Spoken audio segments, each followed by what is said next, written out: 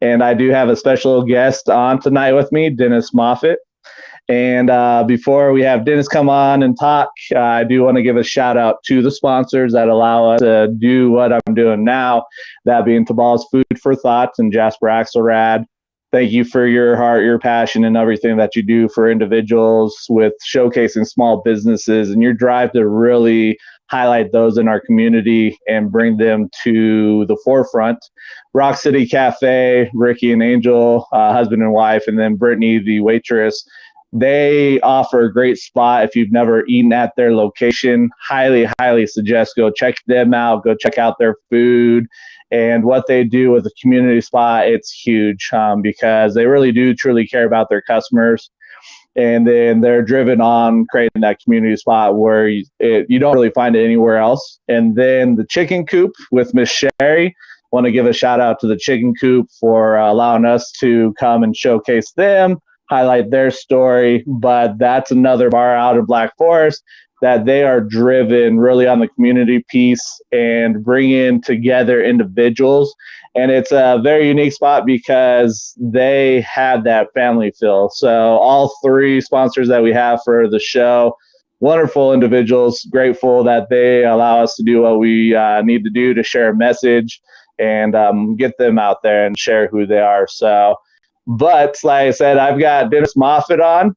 It's very interesting because he'll talk about his coaching endeavor, and the name of the coaching endeavor, when you hear it, you'll be like, what are you talking about here? And so that's actually because of that, I did title this episode, The Yourself with Dennis Moffet. So it kind of gives an idea there. But Dennis, with your history and kind of where you're at now with your coaching, let us know about who you are and kind of what brought you to where you're at now. Well, I've been involved with helping people, involved in ministry and mentoring and life coaching for actually over 40 years now. So probably a lot longer than you've been on the earth. Anyway, I knew a long time ago that I really enjoyed helping people, and even beyond that, helping people achieve things that they never thought they could achieve, and facing many different issues myself throughout life. I tell people that one of the reasons why I believe I'm such a great coach is because I've made all the mistakes and I know what not to do. And that led me to thinking about, how to brand it, what to say, what to do. And so I came up with the uncoach. And the reason for the uncoach is because I don't do things in a conventional way. I'm very unconventional.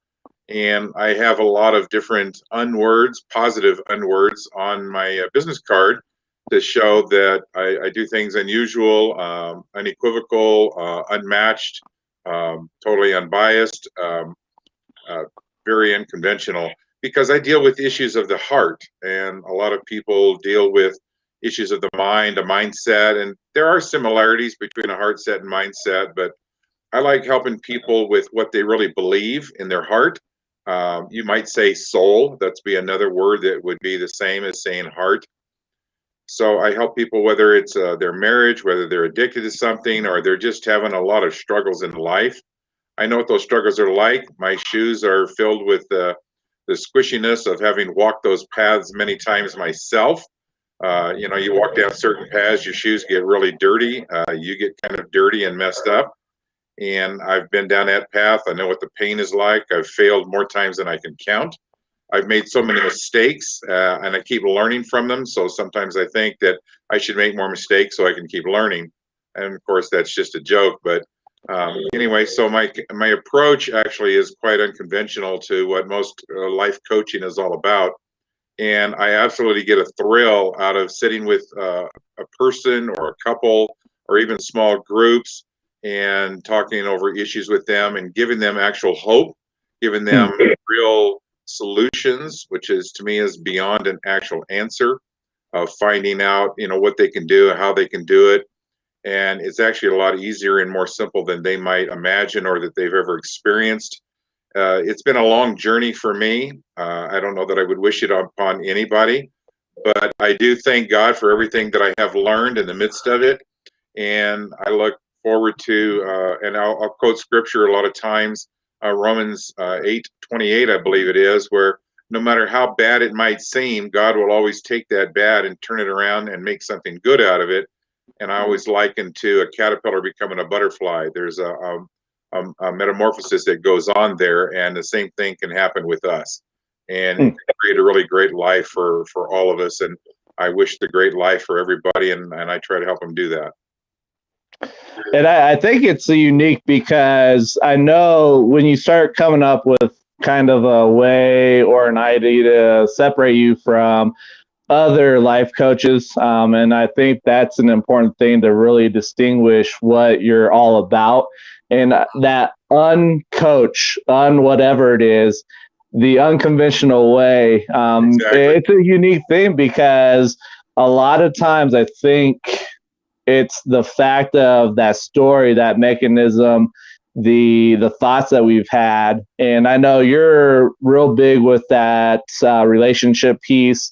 And I think you've got the focus on trying to help individuals if they're in a relationship before they take that leap of it, we're done, divorce is what the route we're going to go, trying to help them mend that piece, that heart piece, whatever it is for them. And for your experience, because I don't know how many times you've been divorced, but I think you've been divorced at least once, if I remember right. And when you look at twice, okay. And when you look at that experience and kind of what you went through and having to really re-script yourself or get through those aspects of what society tells us, what was your biggest thing that helped you get to this point where you're like, we've got to whatever it is with that relationship piece based on what you've experienced in your journey that you've been on? Well, some of the things that helped me is I had to begin to learn what a real good, solid marriage looked like because I had seen so very few.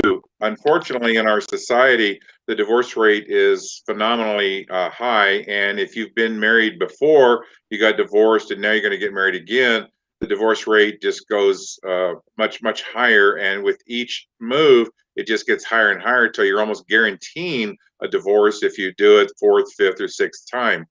And I like to help people get off of that. I call it the marriage go round.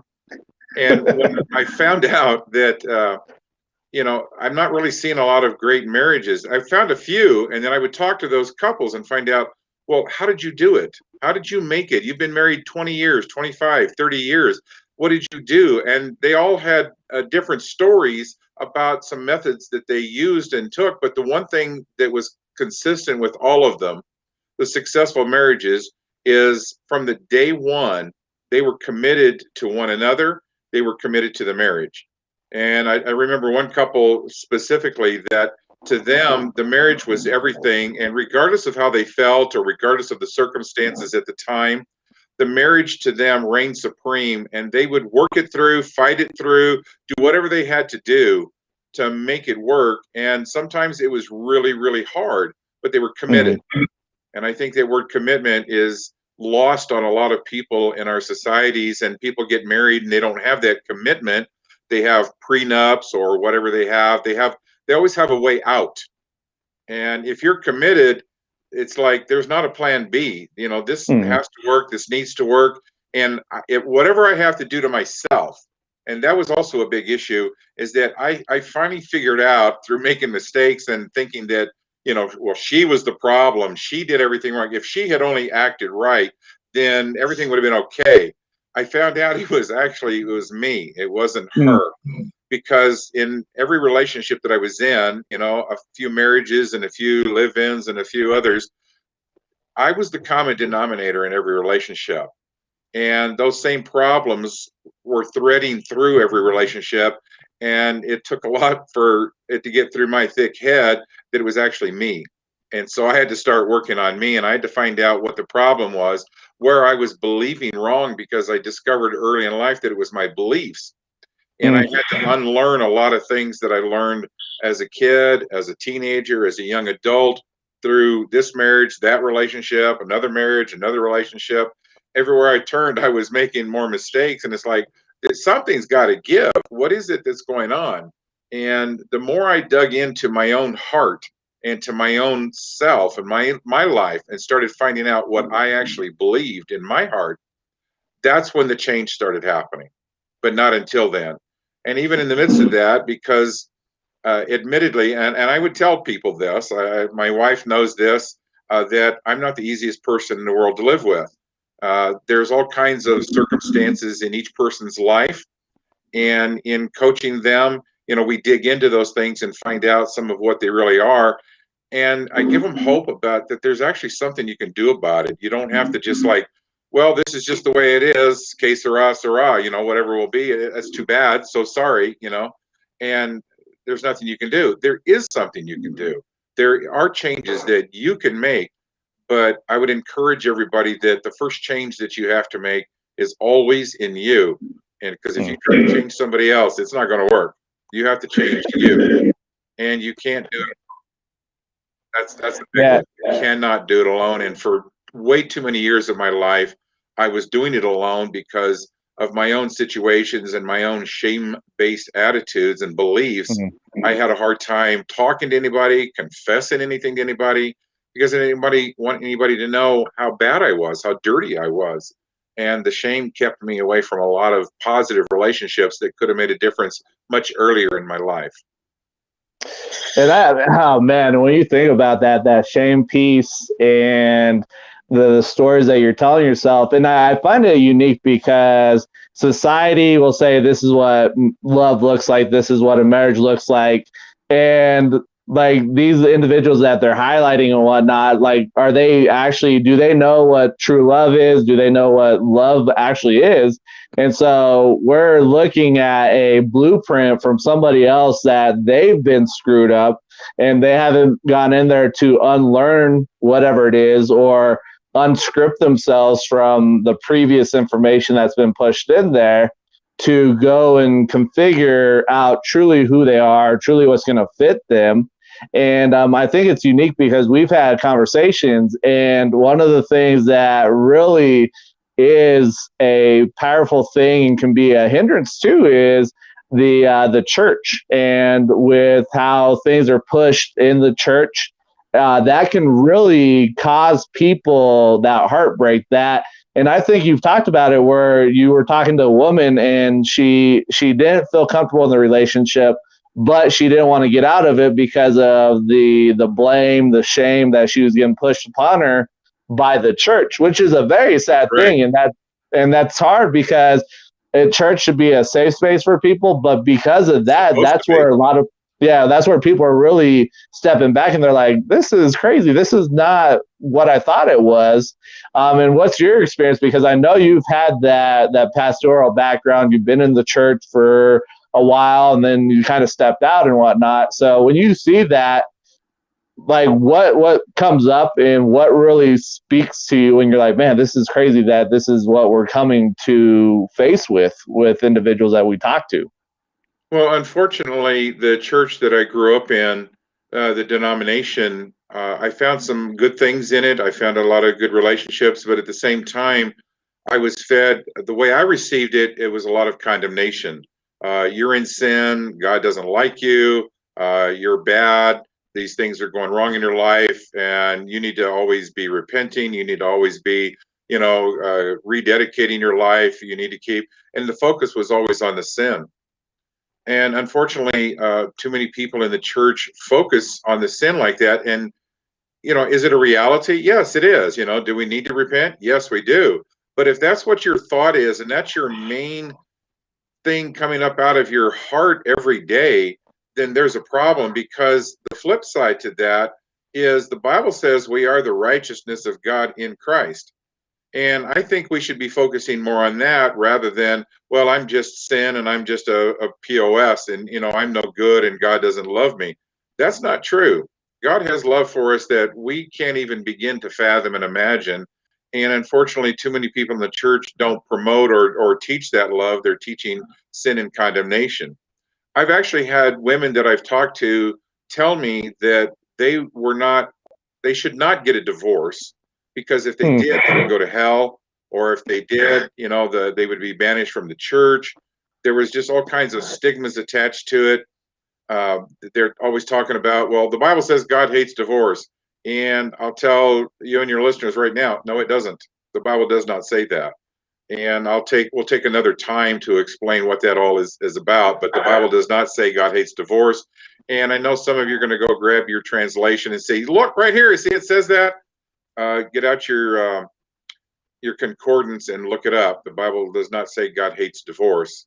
God certainly does not hate people. And if you've been divorced 1, 2, 3, 4, 5, 6 times, if you pulled a Mickey Rooney, for those of you in your audience who know who that is, he was married 10 times. Who is it who just passed away? Larry King, 7 times. Elizabeth Taylor, 9 times. That's sad. You know, people shouldn't be doing that because it's not supposed to be that way. Too many people find condemnation in way too many places. I don't give people condemnation. I don't care how many times you've been married or divorced or whatever. There's a way to stop it. And like I said earlier, getting off that merry go round, however you want to look at it, dealing with your in-laws, your ex-laws, your outlaws, whoever's in your life, whatever kind of baggage or luggage you've got, if you think you could start a new Samsonite store because you've got so much baggage in your life, that can be dealt with. Those bags can be unpacked. We can get rid of those issues. And that condemnation is not yours. You're not supposed to walk around with condemnation. And in my personal opinion, you know, fear is the number one negative evil source. Okay. In my opinion, shame is number 2.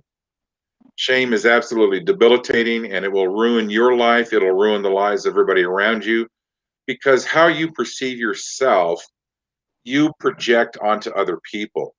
Some people you hear, they might talk about, oh, I just feel negative vibes from that person, or I feel some positive vibes from that person. Those vibes are actually real and they're tangible. And with our modern science, we can actually measure them. But those vibes are caused by what you believe in your heart about yourself. And we can change that. Oh man, and that's one of those things that you talk to individuals. It's unique because the fact of you'll come across people and they'll start pulling things out and quoting it, but they don't look at the whole context of the scripture or wherever they're pulling it from. And then they're like, they focus on this, and then you go look and you're like, there's more to whatever you're quoting, whatever you're bringing up. They're always. I think it's kind of a sad thing also that you can really run into where the fact that you potentially have it where it can be used as a crutch and not being able to think for yourself. And it's kind of one of those things that when I look at it, I'm like, you've got to like step back, like you've got to think for yourself and do a deep dive. But you get people that are so stuck on, no, this is how it is, and they don't go and do the research because they have to think for themselves. Right. And and then you had talked about the fact of the divorce rate. I went and looked in the first divorces or the first marriage is 50% when it comes to the divorce rate. Once it goes to that second marriage, it ends up becoming 67%, and then the third marriage is 74%. So with Mickey Rooney, Larry King, those individuals that have those massive amount of numbers, by the time, I don't know how you get to 100%, but just with looking at those first 3 marriages, that percentage is going up and up and up.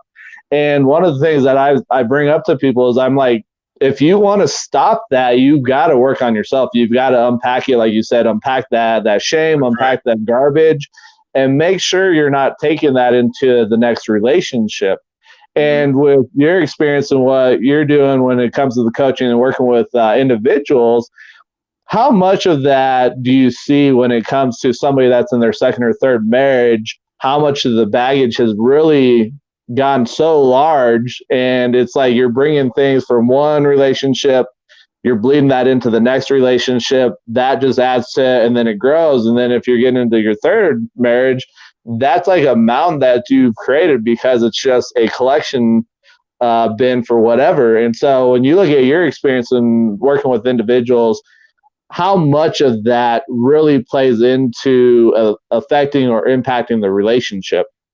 It plays a lot into it because, okay, you leave marriage number 1 and you've got baggage from that. There's pains, there's hurts, there's agony, there's doubts, there's fears, there's A lot of stuff. I mean, I have a whole list of things, of the baggage that they're carrying in. So you go into the next relationship because you didn't take the time to work on yourself and deal with that.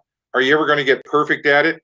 Absolutely not. But you can certainly be a lot better than you were. And you can realize, hey, I made this mistake. How do I not make that again? And so if you don't work on yourself, you take all that baggage into the next relationship instead of like in the beginning when you got married the first time, you didn't have a lot of baggage because you were just young and ignorant and you didn't know what was going on. You were operating on mainly hormones, a lot of people are. And so you didn't take a lot of baggage into it. Um, then you get into that next marriage and now you're gathering more baggage without even realizing it because what you're doing is you're actually dumping all of your baggage onto the new person. And they're doing the same thing. If they've been married 2 or 3 times, they're dumping their baggage on you, and now it's compiling together. That's why the divorce rate goes up in that next relationship. Now you leave that one because you're unhappy because, oh, look at them. They've got all these problems. What are we going to do about it? I thought I had it right this time. And so you go into the next relationship, and now the amount of baggage you're carrying into that third relationship is even more. And so it's like compound interest. It just keeps building and adding up. And we still are not working on ourselves. And so then we leave that relationship and we bounce off into another one. And now, like I said, you're starting a Samsonite store because you got so much baggage instead of doing something about it. One of the things I find that's an issue here is that when people leave one relationship and they might try to work on themselves a little bit for a few weeks or something, but then they get their hormones start building a little bit. They get lonely. They don't want to be alone. They're tired of it. So they immediately start looking for a new relationship and they really don't work on themselves. How long does it take to work on yourself? Well, to be honest with you, it's a lifelong pursuit. You're going to work on yourself till the day you die. But you can make progress and you can be a much better person that you were designed and created to be, but you have to focus on you. I show people how to do that. It's really not hard, but when you're not taught that, you're not taught, one, that it's available, two, that you can do it, and three, that you can be successful at it. How many places have you ever been where somebody said, you can change, you can be who you're designed to be? It is possible. Oh my God. People don't understand that. They've never been told that, whether in church or not in church. You hear that in the business world, hey, you can be that. If you want to be a Marine, be all you can be, or in the Army, or whichever one it is. I wasn't military, so I'm not 100% sure on that. But you can be all that you were designed to be. You can fulfill your destiny and your purpose and be satisfied in your heart and mind about it. That is what's going to be key to getting the next relationship to be the right one, to be the good one, especially when both of you are like that. I can tell you right now that if you work on you and you get you taken care of, the people that you find that you start looking for are going to be different than anybody you've ever looked for previous. Because in the past, you were looking people based upon your paradigms and your parameters that were set up in your heart by what you were taught and how you lived. But if you change them and they get healthy, now you have healthy parameters, healthy paradigms. Your perception is clear and you can see clearly. You're going to look for different people and you're going to find healthier people, and your chances of having a great marriage the percentages flip and they go the other way. So your chance of finding a great spouse, a great husband or wife, increases phenomenally, and your chance of success just goes off the charts. Yeah, it's interesting because that's one of the things that I've talked about, and it's through the piece of doing the personal development and going and listening to other people that are in the relationship realm. And it's unique because there's Dr. Shafilia. I learned about her through Basheen Lakiani that runs Mind Valley. And she was talking about the fact that as we grow up as kids, one of the things that really hurts us is kids don't get validated, they don't get seen. And so that process, that part of them is stunted. And so they grow up and then they don't know how to truly love themselves. They haven't seen it. Right. And then you're looking at somebody else and this person's in the same boat. And so you're both looking at each other and you're like, love me. but I don't love myself. So I expect you to love me, but I know you don't love yourself. It's the same thing. Well, You want me to love you, but I don't love myself. So what you're it's talking a about is the very huge key. There's a massive key that people don't understand. It's in the Bible. It talks about it. The Bible says to love others as you love yourself. And most people have misunderstood that. If I'm going to love others, somebody else, man, woman, whoever, friend, relatives, as myself, if I don't like myself, what am I going to do to that other person? I'm going to have a hmm, hard time liking them because I don't like me. I'm going to project onto them, and projection is a huge issue in relationships. I'm going to project onto them the dislike I have for myself. So they're going to take that as I don't like them either. And that's really going to be kind of true because if I don't like me, I can't like you. If I don't love me, I hmm, can't love you. And we're going into a relationship not liking ourselves. So we automatically go into the relationship not liking the other person. And everything's based on hormones or something. We're walking in lust instead of love.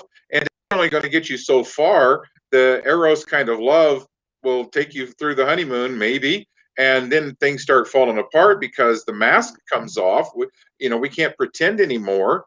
And you start finding out who that other person is. And you go, ew, I don't like you. hmm. Why not? Well, because I really don't like myself. And I can't stand myself. So I can't stand you. And then we decide we're going to break up, go somewhere else, and see if we can find somebody that we can be happy with because it'll be better next time. I just know it will. Mm. Man, that's powerful right there because the fact that, and I think that's one of the things that we really, if you are in this journey, and you're now single or you've just gotten out of a relationship, because it's one of the books that I've been reading, and I highly suggest it's Single on Purpose by John Kim. And he was talking about right now, if you're in that boat of being single, you've gone through a divorce and expired relationship, the most fertile ground to really grow as an individual is during that part of it sucks because I'm by myself. I love to be around people, but that's the most fertile ground to really focus on yourself, to grow and to find out who you truly are. Because I think True. that's the one thing that we need to come into is, but we got to practice. And this is the thing, like you'll have a lot of people that will show up as their true self in certain parts of life.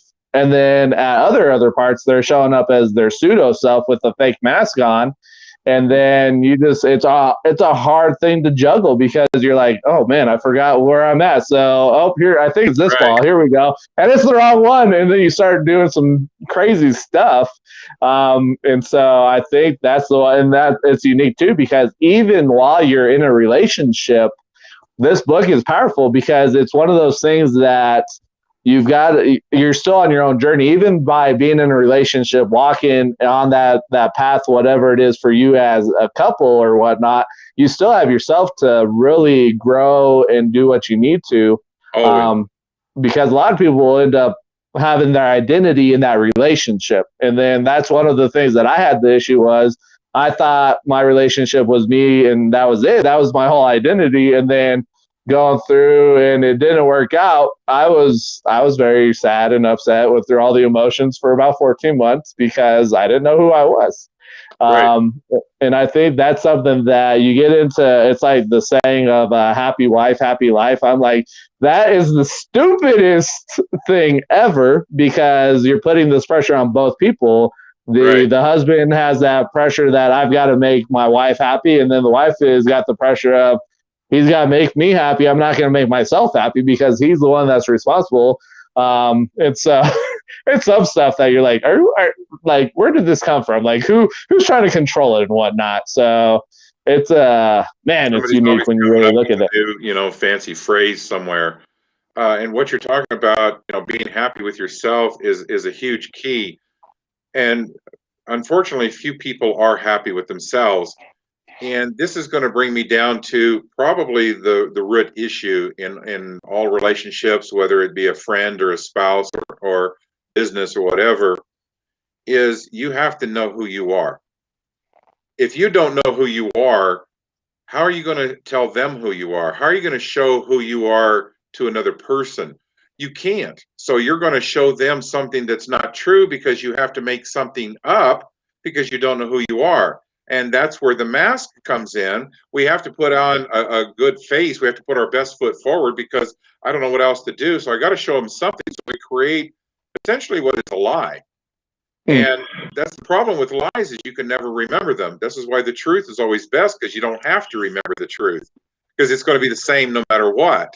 It's like a Mm. principle. Principles always work because they never change. A lie constantly is changing. You have to keep altering it because you're going to forget. You will always forget. And so the big issue is with every person, in a relationship or not, and it doesn't really matter, you have to know who you are. And you can't find your identity in that other person because they have their identity and their identity is not yours. You're not them. You can't be them. You know, we look at people, comics or whoever, and they mimic other people, and we think that's all funny and we applaud. But in reality, in life, we cannot do that. You can't truly imitate another person. You can only be you. Mm. Most people don't even know who that is. So how do they do it? So they're walking around with masks all the time, living a lie to themselves. So they're consequently living a lie to everybody else, especially their mate. And then you have a relationship that's not founded on any truth, because how can it be? Because you don't even know who you are. So the foundation to everything, and if I'm repeating, then it needs to be repeated, because if you don't know who you are, you're not going to be successful at anything. And understanding who you are is where you're going to find peace, and you're going to find true joy, and you're going to find happiness, and you're going to find true success when you know who you are. And in the coaching that I do, that's probably the main core thing that I teach people is how to find out who they are. I lead them down a path where they can discover that.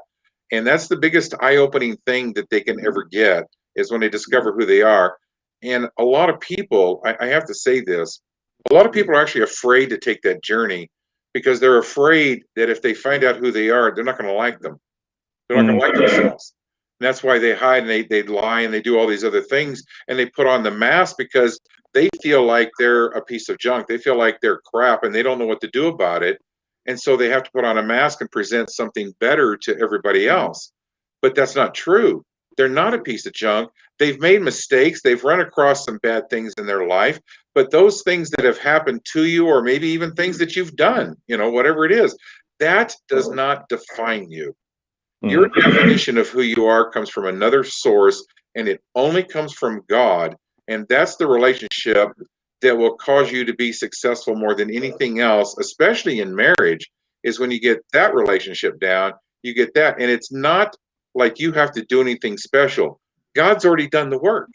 He's already made it work for you, and it's in Him. And when you can see yourself and find yourself in Him, that's where your freedom truly comes from. And that's what I help people see.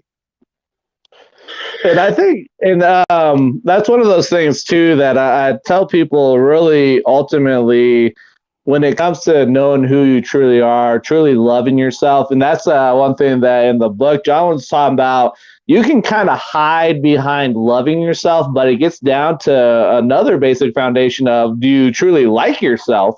Mm-hmm. And that's one of those tough things that it can be tough because of what society shows us, what people have told us. Like, do you like yourself for who you are? And that can be a tough thing to come across.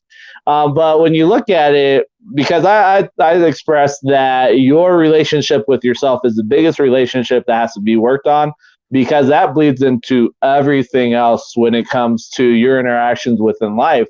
That's right. And for yourself, Dennis, when you look at it, what's your view on that when it comes to that complete relationship with yourself as an individual? How does that impact everything else that's around that individual?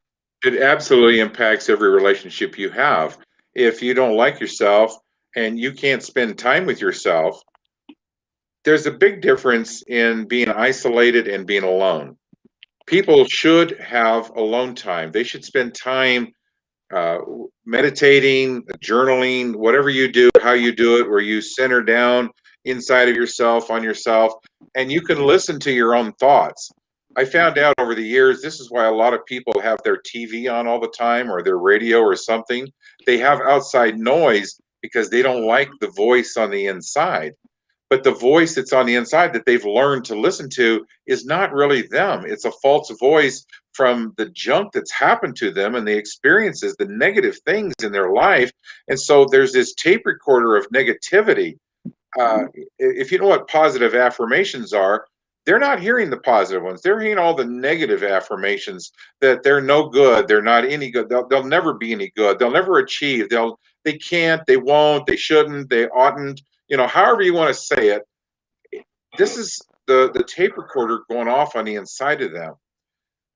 A huge problem that everybody has. The Bible tells us not to judge. Well, we forget that that means we shouldn't be judging ourselves. We do it all the time. Negative self-judgment is the biggest problem everybody has, because you're judging yourself based upon false information. Okay, let's say you got abused when you were 7 years old and you grow up thinking that, you're just a piece of trash because of this.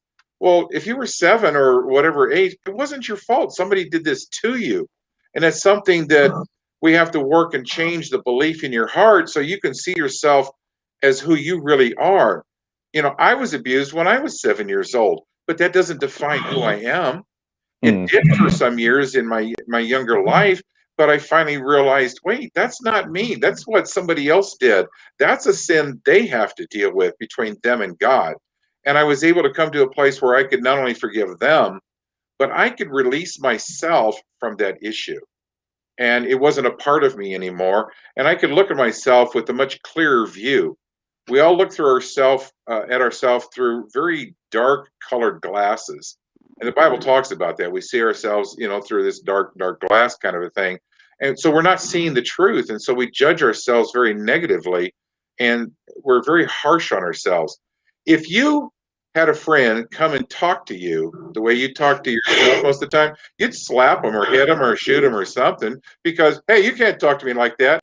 And yet we're the ones who's talking to ourselves like that all the time. So how we see ourselves, how we view ourselves, how we treat ourselves is massively important. And changing that language, changing that tape recorder on the inside is one of the things that we can do. That old negative tape recorder that's been playing for so many years, whether you're 30, 40, or 60, it doesn't matter. We can change the tape. You can change it. But I'll go back to a word that I used earlier. You have to be committed to it. Otherwise, it's not going to happen.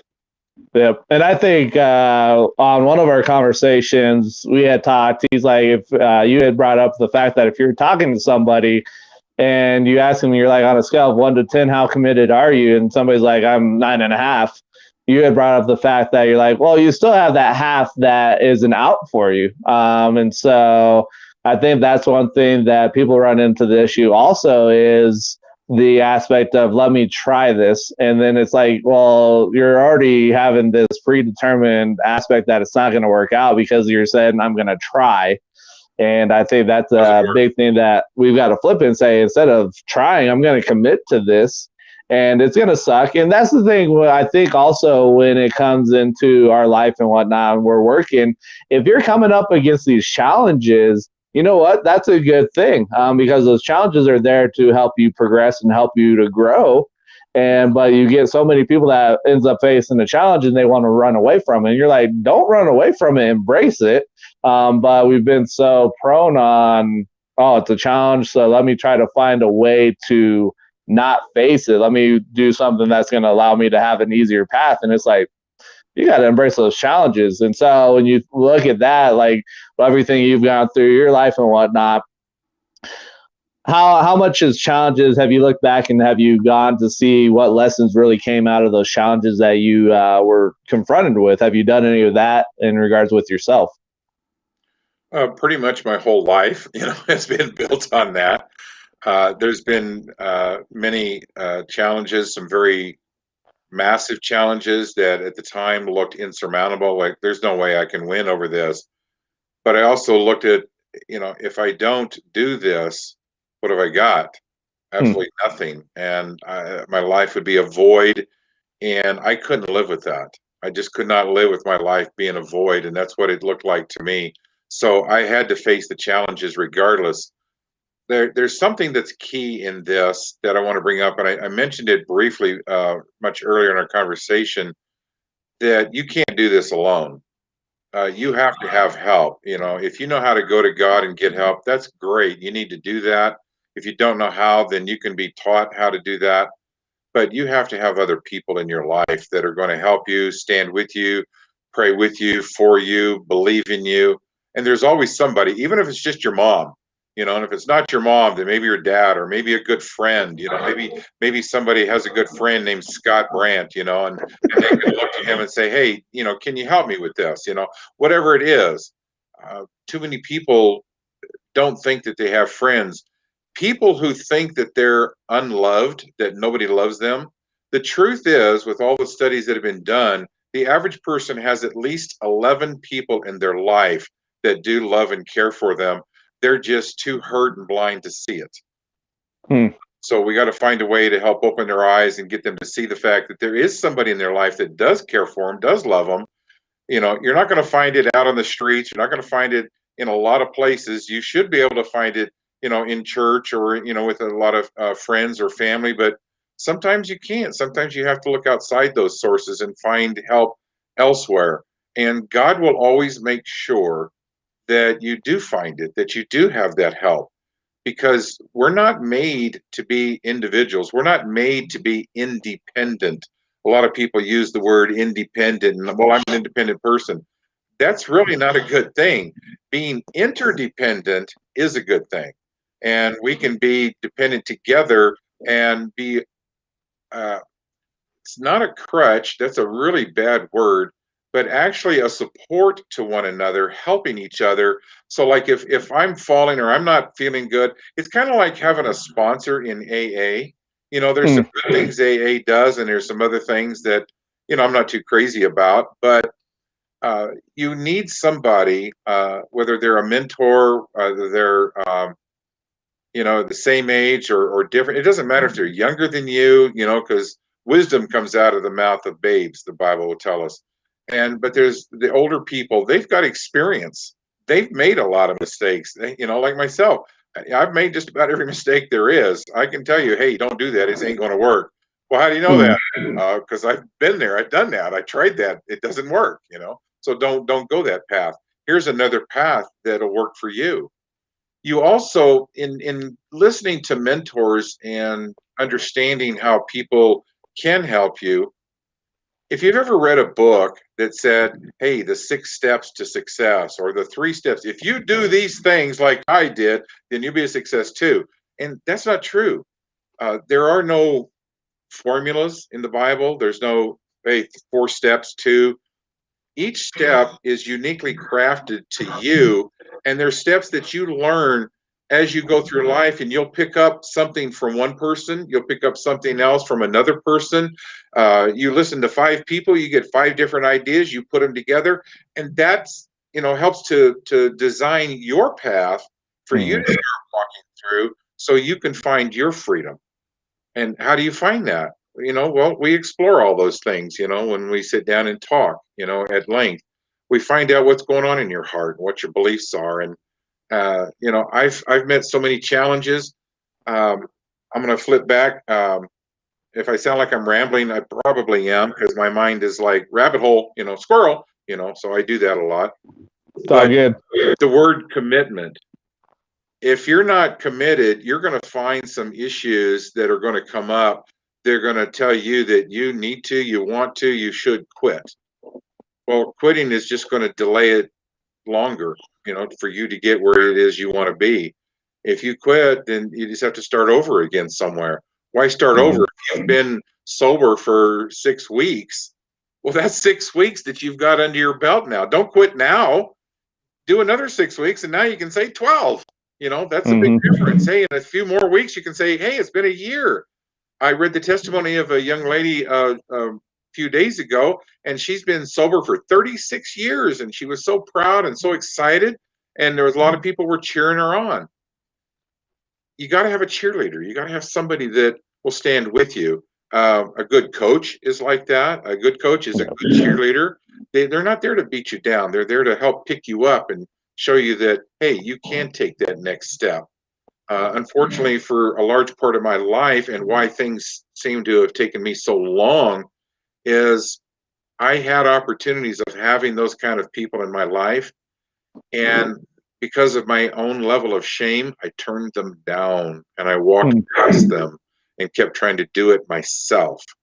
Yeah. And I'm here to tell all of you, it doesn't work that way. You've got to have help. Yep. And I think that's a powerful thing when you look at it because we're both coaches, kind of in the same piece. Mine is more of if somebody's gone through the divorce or the relationship, whatever it is not working out, then let's work on the most important relationship, that being yourself. But you've got the flip side when you're looking at working with the couples, but also people that are going through 6, 7, 8 different divorces, really trying to get to that heart piece and say, okay, let's shake this up and whatnot. So, but I think it's interesting because as coaches, I'm very open to sit down because we can learn something from everybody. We can learn something from each other, especially in the coaching realm. And I think it's a powerful thing because if you don't fit somebody, if you have a relationship with another coach that's in that same environment, that same realm, whatever it is, it works out very well because maybe you can't help this individual, maybe you can't work with them because it's just not a good fit. But instead of Right. letting that individual go and struggle, it's like, hey, here's somebody that I know, like, and trust. Go and talk to them, see if it's a good fit. I can't guarantee it because it's an Right. individual thing, but I think that's one of those things that if individuals are at a point where they're like, I'm stuck, find a coach, find somebody that is there. And I Right. would say somebody that legitimately is outside of your life because it's going to be hard because if you're bringing somebody that's been in your life and they're a coach, it can be tough because you're like, well, this person knows who I am. You start judging yourself for this person. That's right. So find somebody outside your life, find somebody that Yep. is a heart-centered coach because that's another thing. You've got to do that deep dive and really kind of, like you said, find that energy, find the vibes, and you can pick it up. You just got to be open. But if you're not at that point, then you've got to do some deep dive work and really find out who's going to fit you as an individual. That's right. But I think it's unique because here, and then I know I've introduced you to Garrett Goggins, and I know you guys are looking at getting together. And Garrett's another coach, a mindset coach, and so it's a Right. beautiful thing just to have that interaction and whatnot. Yeah. But I do have one thing I wanted to read and kind of get your opinion on this. And so Right. this was actually something that John Kim. So it's funny because he's a therapist. He's got his license. He went through school and all that, but he calls himself the angry therapist, which when you think about that, you're like, why would I want to work with somebody that calls himself the angry therapist? But it's a unique way to approach in with Sure. this. But he actually it was talking about collisions. And so he said, I believe we are meant to collide with people. Some collisions last a moment, some turn into marriages. And through these collisions, we learn about ourselves, others, the world, our path. We change, grow, evolve, but only if we are open and allow them to change us instead of trying to control them. Think about the people appearing in your life. Think about the collisions you've already had. Think about how your relationships are changing your response to that. What are you supposed to learn from your collision? If the universe is trying to tell you something by the people presented on your path, what would the message or messages be? I believe the ones who give us the most resistance carry the most important lessons. And it's interesting on that one. And then he said, I believe this is a spiritual practice to see people as teachers. And so that's an important distinction to think about it is everybody being seen as a teacher. And so to know that you are a catalyst, to not judge the person or experience, to not want but allow them folding, to know that the collisions are the most powerful when we are the most authentic, to know that we're not meant to do life alone. I believe we have forgotten the value of human exchange because we're too busy wanting things from others instead of seeing them as unique experiences. And I look at it because every day we're having a collision with somebody. Yep. And what's your view? What's your outlook on that? And so, with the interaction, and I know you're looking at getting into the world of podcasting and kind of going this route, which I love to have this because it gives you that experience and kind of learn as you grow and whatnot. So, but when you look at it, when you talk, especially the idea of teachers, and when you think about that idea, what comes to mind when it comes to that collision piece, but also looking at everybody as a teacher? Well, I understand what he's saying, and why he calls it a collision, because a lot of times, you feel like that. You know, the Bible talks about iron sharpens iron, and so one man sharpens another. Well, when you see iron sharpening iron, the biggest thing you see out of that is sparks. Things are flying out there. You know, there's a lot of heat generated going on. But in the end, the blend comes together and the two pieces are actually stronger. The weld is stronger than the original metal. Okay.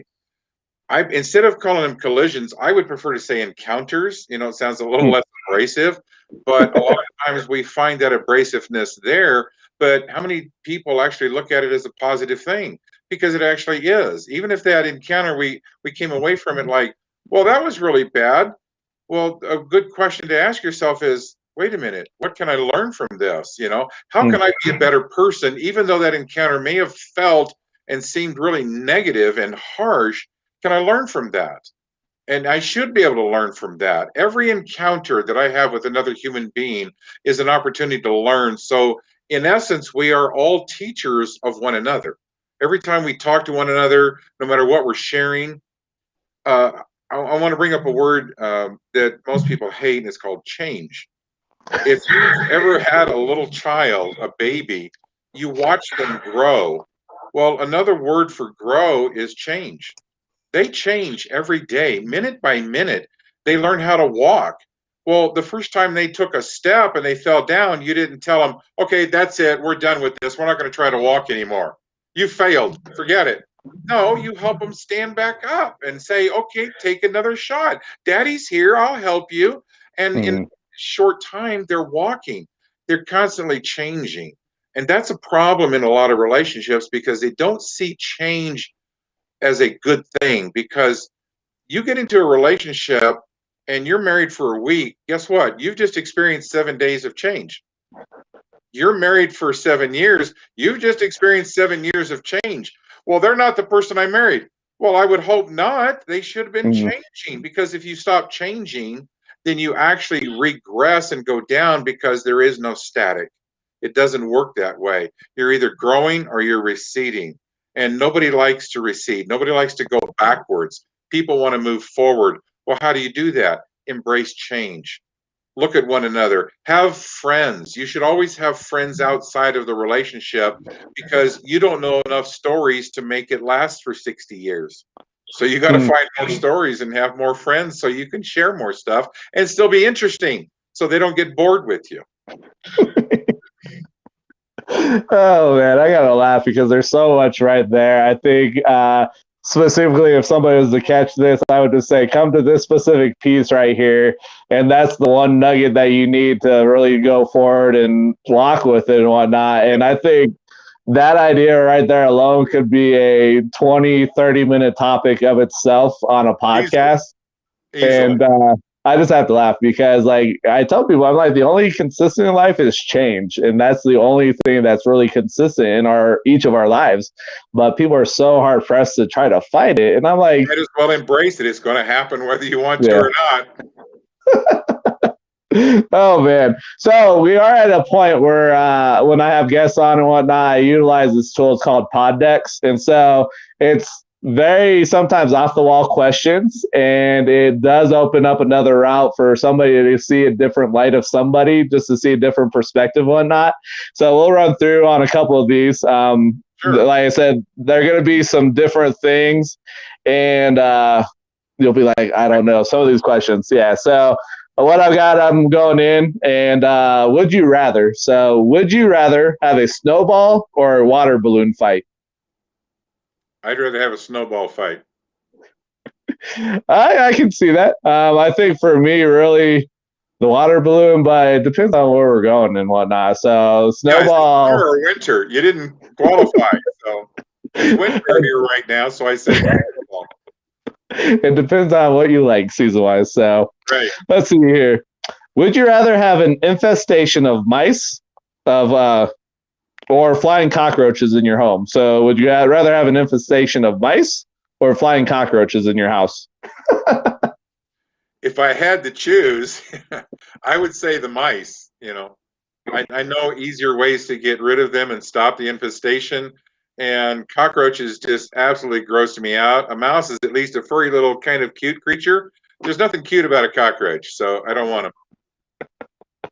Yeah, like I said, Travis, who created this, you're like, what was Travis thinking? But when you really think about it, man, I think a mouse really could cause more damage. So flying cockroach, that's going to be scary because if it's flying at you, you just never know.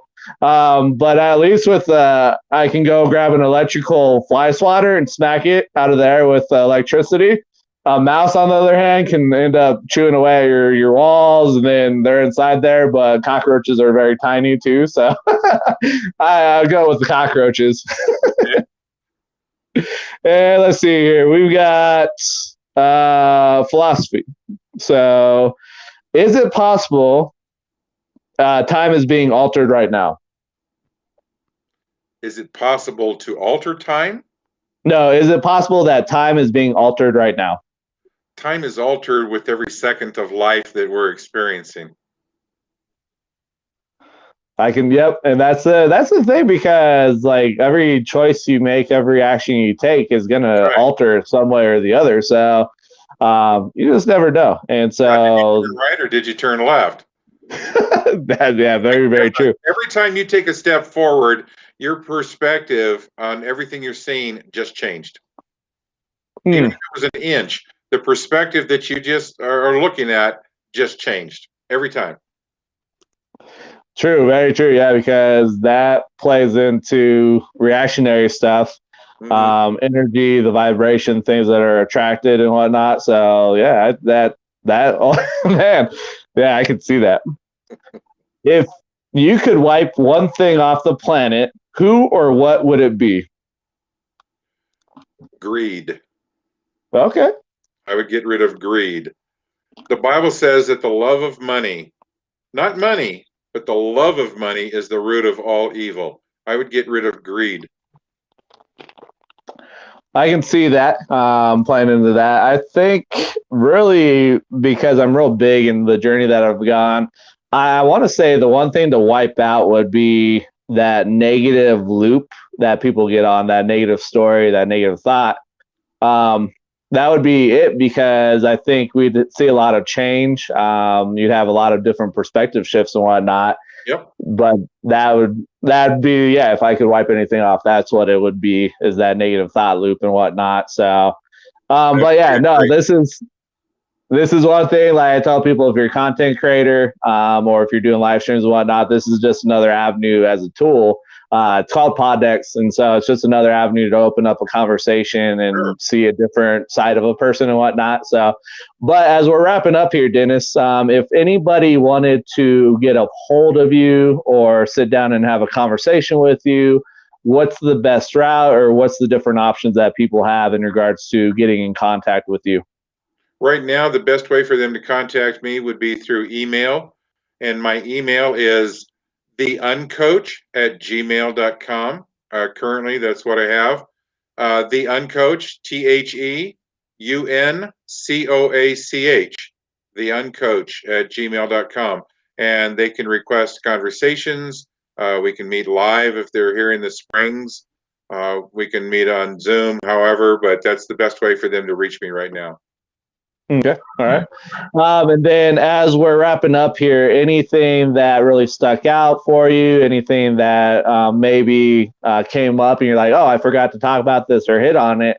Was there anything that really you wanted to leave on for individuals to grab a hold of and run with? Well, if we were to talk about all the things that I didn't talk about, we'd be here for another week. But but the number one thing that I would like to pass on to everybody is that there is hope. There is a possibility of change, of growth, of getting off of that merry-go-round and getting away from whatever addiction you're stuck in. There is hope.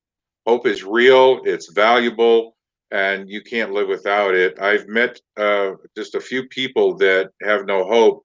Those people usually wind up committing suicide, and I don't want anybody to do that. Hmm. So hope is real. It's possible, and you can find it, and I can show you how. No, I think that's great there. And one of the things that you've talked about twice, I think, or three times, is the marriage go round. So actually, that may be the title of this episode. So I've got a couple things that I'll play with when it comes to the titling of this episode, and it gets put out there on the audio side and whatnot. But no, I appreciate, Dennis, you coming on, giving your time, allowing us to have the conversation. And ultimately, like I tell people, if you need help, you need to talk to somebody, get out of your own way, and don't look at it as a sign of weakness. It's actually a sign of strength to ask for help. And so you've got Dennis that you can reach out to, sit down and talk. You've got myself. Like I tell people, I'm not everybody's cup of tea. So I don't fit everybody, which is cool. But I think the nice thing about this is it does give exposure where people can be like, okay, I don't really resonate with Scott, but I resonate more with Dennis. All right, well, go talk to Dennis. Go reach out to Dennis. Go do what you need to. Exactly. Yep. And so if there's anything that you guys need help with, you do have through the show notes, my information's out there. There's multiple different ways: Facebook, Instagram, YouTube, a couple different email accounts. And those are different ways and whatnot. But again, want to give a shout out to the sponsors for what we're able to do. They allow us, myself, to really bring this to light, and that is Tomorrow's Food for Thought with Jasper Axelrad, Rock City Cafe, Ricky, Angel, and Brittany, and then the Chicken Coop with Miss Sherry. Just a shout out for them. But again, thank you everyone for your support. Thank you guys for your time. I will be here next week again, bringing some more value. I don't know if I'll have a guest. We'll find out. So if not, it'll be myself again. But again, appreciate you guys' time. Thank you, Dennis, for coming on. And we'll catch you guys. Yep. We'll catch everyone later. All right. Have a great night. Peace.